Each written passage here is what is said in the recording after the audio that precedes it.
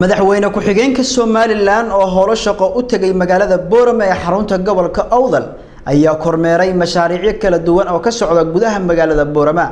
sida warkaasi Boorama inoogu soo diray wariyaheena Sakariya Saxane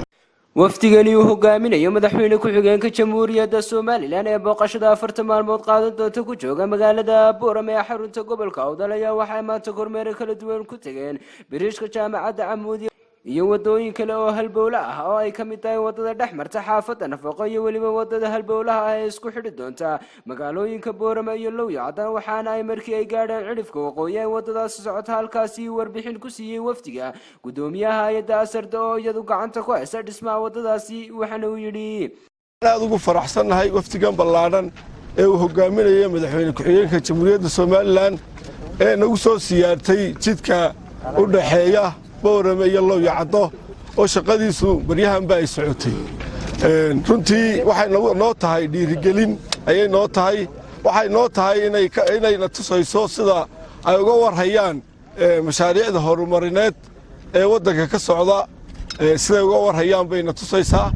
sidoo kale waxa halkaasi ka hadlay maamulka heer gobol iyo heer degmo iyo wasiirka wasaaradda ganacsiga iyo warshadaha ee Jamhuuriyadda Somaliland Maxamuud Xasan Saacad Saajin waxaana hadaladoodii kamid ahaa hawshan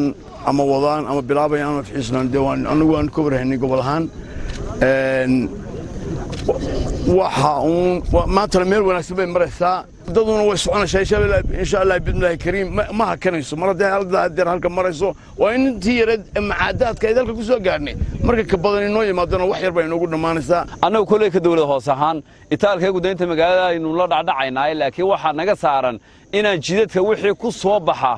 inaanu ka difaacno haduu Ilaahay raado oo cabirka jidka loo baahan yahay inuu noqdo mid mustaqbal oo uu noqon mid ijaarka iyo jawooyinka lagu soo durkayo marka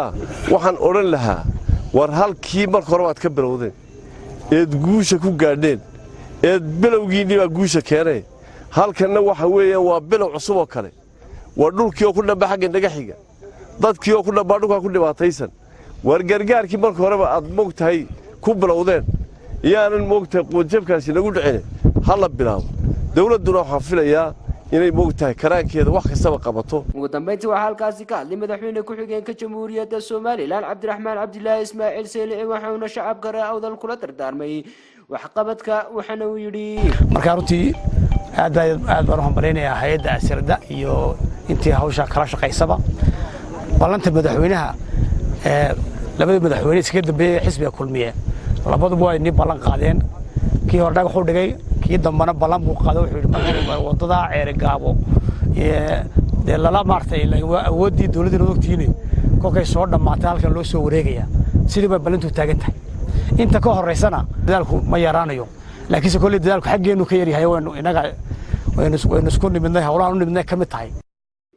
Sakariya Saxane Royal TV Boorama